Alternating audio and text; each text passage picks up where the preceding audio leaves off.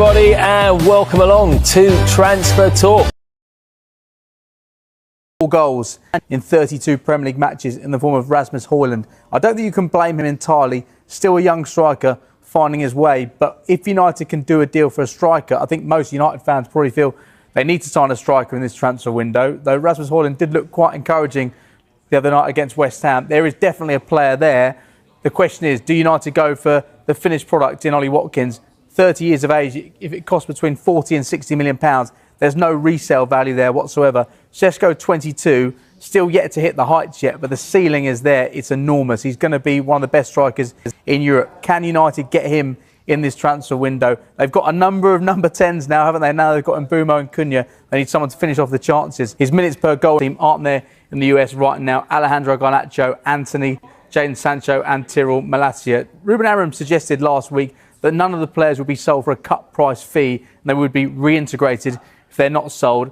I'm not so sure that's the case. Maybe that was a negotiating strategy from Amorim. I think Garnacho is absolutely key here because any money United make on Garnacho in this transfer window will represent pure profit, which will give them a huge amount more flexibility in this transfer window. Now, Aston Villa, they've been keen on him, but are understood to be unable to meet the asking price to buy him outright at this moment in time. Chelsea still maintaining an interest, despite the fact they signed Jamie Gittins earlier on this summer, but it remains to be seen if they act upon that. Borussia Dortmund are interested in re-signing Jadon Sancho once again. This would be the third time they'd signed him, but I think wages are going to be an issue here. Juventus have also held talks. Napoli may now revisit the chance to sign Jadon Sancho, having missed out on their first choice wide option. He's heading to Nottingham Forest. More on him later in the show. As for Antony, actually I think he helped his market value somewhat at Real Betis last season. They reached the Conference League final and Real Betis would like to bring him back, ideally this season.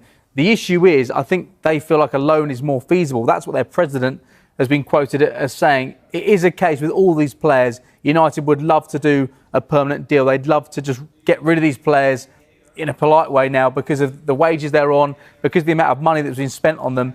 If there's a permanent way of getting rid of these players, that would be ideal. If not, you'd be looking at loans with a permanent element attached to that. Okay. I would just say, like James is explaining there, that the priority for United is to offload these players and to ideally get them on a permanent deal. And we thought that was before they could go back into the market. Now, sequence-wise, that's not necessarily the case.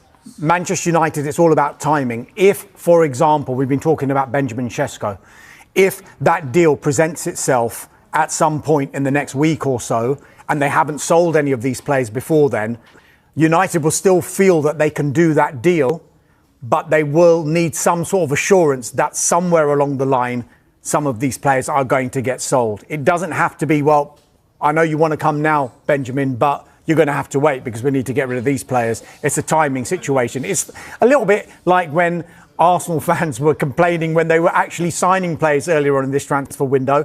Yes, Zubimendi's great. Yeah, Norgard, that's a good signing. But why aren't we signing a striker? Well, sometimes it's the timing. So Manchester United, ideally, yes, make the sales to bring in. Ideally, yeah, but it doesn't necessarily have to go in that order. Okay. Patience, Manchester United fans. Manchester United fail with Emiliano Martinez loan offer. Manchester United, who have seen a loan bid for Aston Villa goalkeeper Emiliano Martinez quickly rejected. Meanwhile, United have been boosted in their attempt to sign Chelsea striker Nicholas Jackson, while the Blues themselves are eyeing another forward this summer. Elsewhere, Nottingham Forest are closing in on their replacement for Anthony Elanga. United knocked back in Martinez' loan bid. Manchester United have failed in their attempt to sign Aston Villa goalkeeper Emiliano Martinez on loan, the Daily Mail reports. United are considering their options with current number 1 Andre Onana set to miss the start of the new season due to a torn hamstring. United held discussions over the weekend about signing Martinez, but Villa officials are said to have met the loan offer with incredulity and rebuffed it immediately. The Mail adds, Martinez was rewarded with a long-term contract 12 months ago, one which runs until 2029, and there would be nothing for them to gain by allowing him to join United on a temporary basis. United, who are also looking at Antwerp St. Lamens, are staying tight-lipped on the situation, while Villa have stressed they have not received any contact. Villa value their vice-captain in the region of £40 million, but whether United would be willing, or able, to meet that figure is open to debate. It is a situation that is expected to play out over the coming weeks.